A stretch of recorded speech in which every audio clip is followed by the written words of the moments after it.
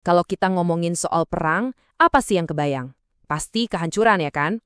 Tapi ada biaya lain yang tersembunyi, yang nggak kelihatan, yaitu apa yang terjadi di dalam diri para tentaranya. Nah, kali ini kita bakal coba bedah sebuah tulisan opini yang menurut saya sangat berani dari Vicara.id. Tulisan ini menyoroti sebuah tragedi yang diam-diam terjadi di balik semua pameran kekuatan militer itu. Langsung aja kita masuk. Oke, jadi penulisnya langsung buka dengan kutipan yang, wow, nusuk banget ya. Ini langsung ke intinya kan. Ada paradoks besar di sini.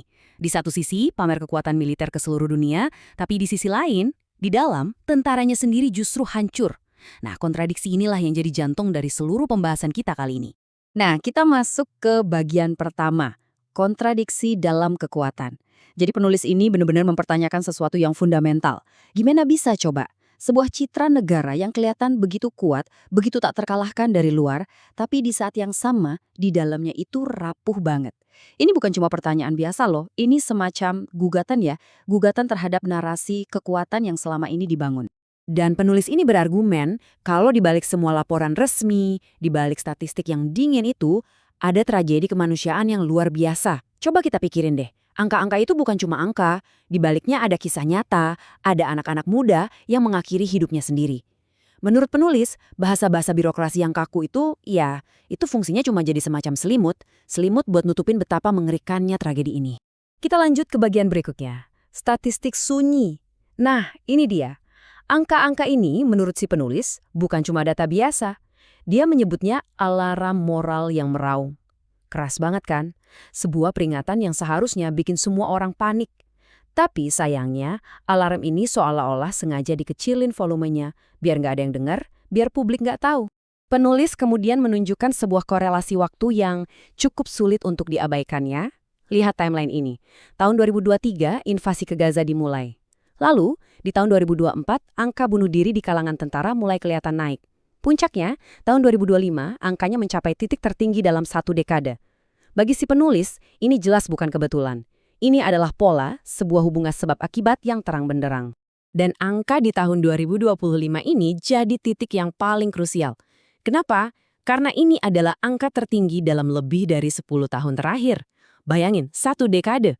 Ini tuh sinyal bahaya yang benar-benar nggak bisa diabaikan lagi. Penulis melihat ini sebagai bukti nyata bahwa perang ini dampaknya bukan cuma ke musuh, tapi juga makan dari dalam menggerogoti tentaranya sendiri. Oke, jadi pertanyaannya, apa sih akar masalahnya? Kenapa ini bisa terjadi?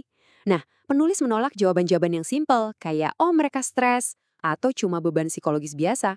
Bukan, menurut dia bukan itu. Ada sesuatu yang jauh lebih dalam, jauh lebih merusak di baliknya. Sesuatu yang disebut sebagai luka moral. Jadi, apa sih luka moral itu? Ini penting banget buat kita pahami. Ini bukan trauma biasa ya. Luka moral itu adalah kerusakan jiwa yang terjadi ketika seseorang terpaksa melakukan atau bahkan cuma nonton aja sebuah tindakan yang bertentangan banget sama prinsip moralnya sendiri. Bayangin, hati nurani kamu teriak ini salah, tapi kamu nggak bisa berbuat apa-apa atau bahkan kamu yang melakukannya. Ini trauma karena kamu menjadi bagian dari sesuatu yang kamu yakini salah. Tapi bagi si penulis, istilah luka moral ini aja masih kurang pas. Dia bilang, saya kira istilah itu terlalu sopan. Menurutnya, ini bukan sekedar cedera. Ini adalah luka yang aktif, yang terus-menerus menggerogoti makna hidup. Coba bayangin deh, ada konflik batin yang begitu hebatnya di dalam diri, sampai-sampai kamu mempertanyakan, buat apa lagi saya hidup? Nah, pertarungan internal inilah kuncinya. Teori dari penulisnya begini. Pikiran seorang tentara itu mungkin bisa dicekoki propaganda, bisa didoktrin dengan perintah atasan, tapi hati, nurani mereka, itu nggak bisa dibohongi. Hati itu kayak perekam otomatis, dia terus mencatat semua kebrutalan yang dilihat dan dilakukan. Dan rekaman itulah yang menciptakan konflik batin yang pada akhirnya nggak tertahankan lagi. Terus gimana dong respons negara terhadap krisis ini? Nah, disinilah penulis melontarkan kritiknya yang paling tajam. Menurut dia, respons yang diberikan itu, ya bisa dibilang salah total. Gagal paham sama sekali sama akar masalahnya. Perbedaannya kelihatan jelas di sini. Coba lihat. Di satu sisi, negara melihat ini sebagai masalah individu. Oh, tentaranya aja yang rapuh secara psikologis. Solusinya, ya udah kasih konselor, buka hotline. Tapi di sisi lain, penulis melihatnya beda banget. Ini bukan masalah individu, ini masalah sistem yang brutal, sistem yang sakit. Jadi solusinya bukan konselor, tapi mempertanyakan perang itu sendiri. Ibaratnya, yang satu cuma ngobatin gejala, yang satunya lagi mau cabut penyakitnya dari akar. Dan analogi yang dipakai penulis ini benar-benar jelek banget. Katanya gini, seperti seseorang yang membakar rumah untuk mengusir nyamuk, lalu heran mengapa ia kehilangan tempat tinggal. Kena banget kan?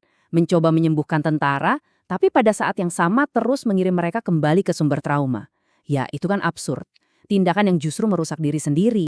Oke, di bagian terakhir, penulis memperluas argumennya.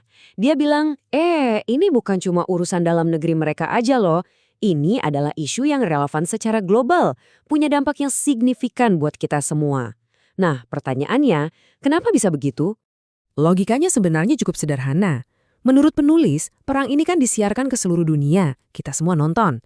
Perang ini juga didanai oleh aliansi internasional dan dibela mati-matian di forum-forum global.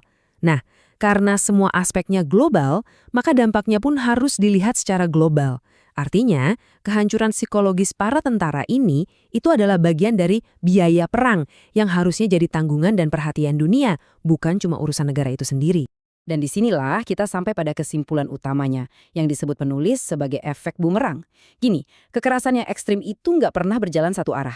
Dia itu kayak bumerang, dilempar ke depan, tapi pasti bakal balik lagi dan menghantam si pelempar. Pada akhirnya, kekerasan itu selalu minta tumbal, dan seringkali tumbalnya datang dari barisan mereka sendiri. Jadi, kesimpulannya apa? Pada akhirnya, setiap angka, setiap statistik bunuh diri ini bukan lagi sekedar data. Dari sudut pandang penulis, setiap nyawa yang hilang adalah sebuah dakwaan. Sebuah dakwaan yang sunyi terhadap kebijakan perang itu sendiri. Dan ini meninggalkan kita dengan satu pertanyaan besar. Kalau alarm moral ini terus berbunyi sekeras ini, sebenarnya ada yang dengar nggak sih?